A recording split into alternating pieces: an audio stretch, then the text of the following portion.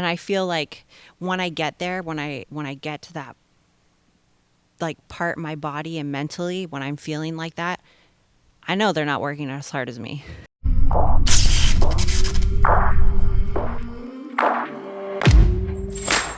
And now it's just, you have one of the biggest fans here, right? Like I'm just Thank like you. one of the biggest fans. Let's bring this down to, basic level to most people that are probably listening to this, that, they don't want to compete, right? Most people that are going to listen to the podcast and watch the YouTube, they don't want to take it to that level, Sure. right? But they do want to become better at what they're doing. So from a nutritional standpoint, a training standpoint, a mental standpoint, what would be some advice that you would give, not to complete beginners, but intermediates, Yeah. just to be able to dial things up a little bit more? I think you got to stay on track, and if it's something you truly want to do, you just got to go for it. So if it is the nutrition part, like you can't slack off and just go eat a McDonald's double cheeseburger. Like you got to stay on track, because you got to fuel your body for the next workout. And then with that workout, you got to go home and go to bed early, or not early, but you need to go to bed at a right time to recover, so you can hit it hard again the next day. So it's just being accountable to yourself if it's something that you truly want to do, and don't half-ass it. If you want to do it, do it. Do it because you want to, not because someone else is pushing you to do it. Mm-hmm.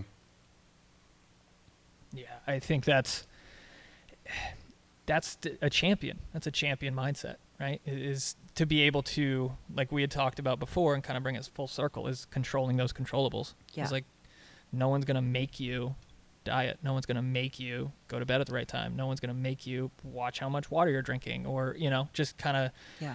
you have to be in that driver's seat. Yeah. And to see that is something that's very important, that a lot of people, I think, need to hear. Yeah.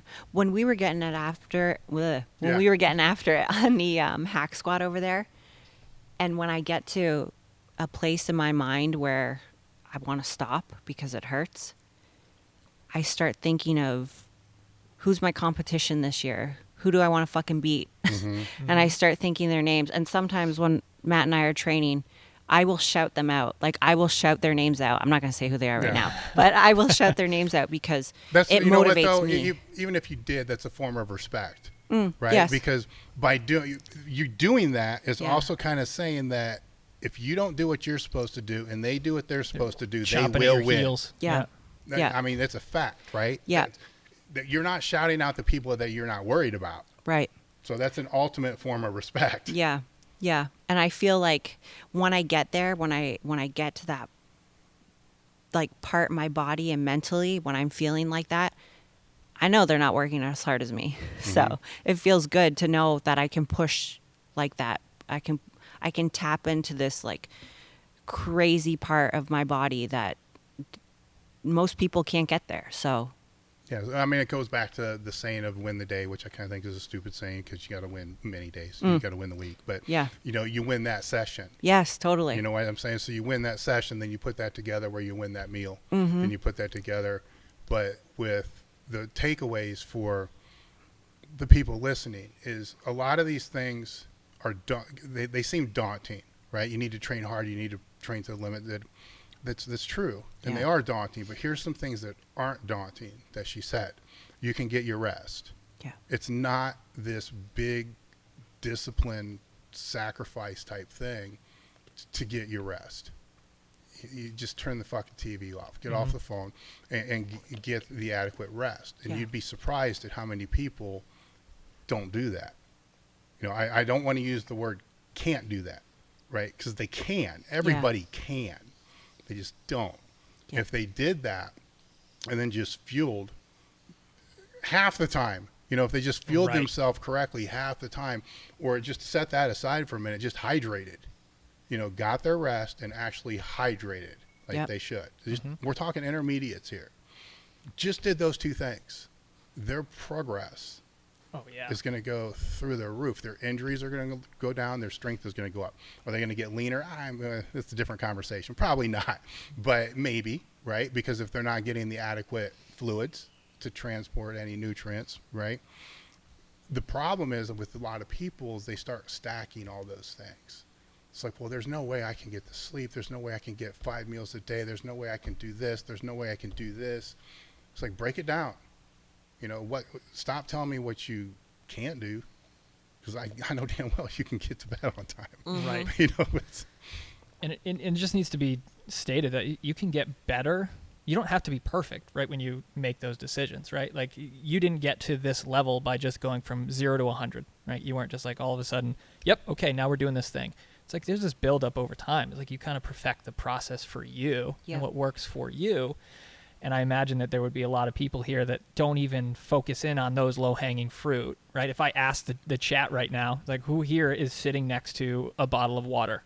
Everybody would be like, oh, shit, right? Like, they just, it's those little things, and it's those little habits that become those rituals that lead to more success over time. Yeah. Well, I think, too, from the arena that we kind of all represent, so the strength sports, again, fitness, figure, all those, physique fits to me in strength sports. A lot of people it doesn't, which I don't understand why, because they got to still train the same way. Is people love to see the stories, they love to see the videos, they love to see the competitions, they love to see all that, even if they know they're never going to do that. But the stories that they usually hear are the last 6 weeks, the elbow tendonitis, the cage and the competition getting all screwed up, and the, not being able to, your feet hurt because there's no fat on the bottom of your feet, or you're peaking for a powerlifting meet and everything just fucking hurts so bad. You just want to get it to them. So they see all those things, but they don't realize they never have to venture into that territory. Right. So that makes everything it still can be hard if you want to push it hard. It can still be really hard. But one of the first things I told Justin when I was dieting down with him, because that wasn't about a show, it was just more about, can I do this and how far can I take it? The first thing I said is, whatever we're going to do, I'm not doing the last 6 weeks. Right? I know the last 6 weeks of this shit. I did it in powerlifting. I competed in bodybuilding many, many years ago. First off, it's dangerous, right? So that's a whole other conversation. But there's a risk benefit, and that's associated typically with everything that happens in the last. And we're not talking drugs, chemicals, and all that. I'm just talking the low body fat, the training, the dehydration potential, all these things. Everything happens then. If they're drug free, not drug free, it's the same thing. It still was freaking hard, right? But when you take that part, at least for me, when I took that part off the table, I don't have to deal with that hell. Yeah.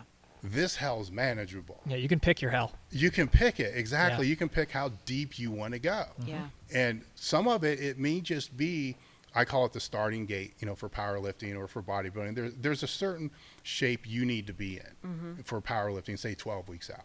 Maybe bodybuilding, it's 10 weeks out. You need to be at a certain look at that point. So you spend the off season just making sure you're at that point. Maybe it's backing off, maybe it's pushing, but it's a balancing act, right? You got to be, because at that point you have to be at said point. For a lot of people listening to this, maybe it's just getting to that point, right? If actually for most it probably is. That's doable by anybody, right? Anybody. Yeah. And it's nothing simple because there's a commitment, right? But it's definitely doable. Everybody. Yeah. And it's that starting gate that people, I don't know. I just feel like there is a lot of people that, feign this commitment, right? We kind of mentioned this earlier, like to the process and whatnot. And it's like, listen, you haven't even gotten to the starting gate yet, right? You haven't even given yourself that chance to grow. I get, but many people, that is their reward, though. Right. They're just not perceiving it that way. They're not going to be competitors, so change the perspective of what the outcome is. Right. Imagine how good a shape they would be in if they just wanted to get to the starting gate of where she needs to be before she starts prep. Oh, yeah. Right? You're 2 weeks away from it right now, right? Yeah. You're a couple weeks into prep. Yep. Everything they see in the video that comes out with John probably next week, that's your starting gate. Yeah. Right? Now, tell me how easy that's going to be. Now, granted, she's got, years and years of getting there. Right. I'm just talking body fat percentage, that type of stuff. That's doable by anybody. Totally. Now, where she goes from here? No. No. Nope. That's not. That's a different level, man. That's a different level. That's a different territory. Yeah. That's for, and that's not a bad thing. But I think people don't prioritize their end, right? because that end really should end up being, and that starting gait for her, that's not this right here, what she looks like. This is not what she looked like 8 weeks ago.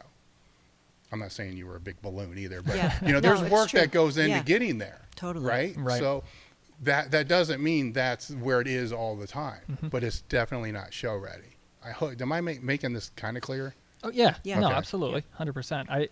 And just from seeing how you and John were training today, and Dave, I would love to hear your insight on this in terms of the spectrum of John's training styles and training volume. Mm-hmm.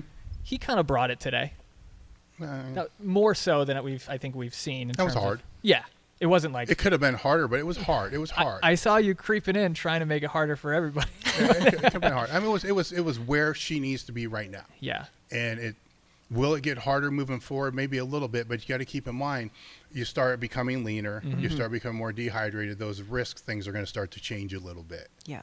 Right. So 4 weeks, it's going to be brutal. Right. Yes. Her training 4 weeks from now is going to be brutal. And then maybe it might start to taper a little bit, but not that much. Just exercise selection will change.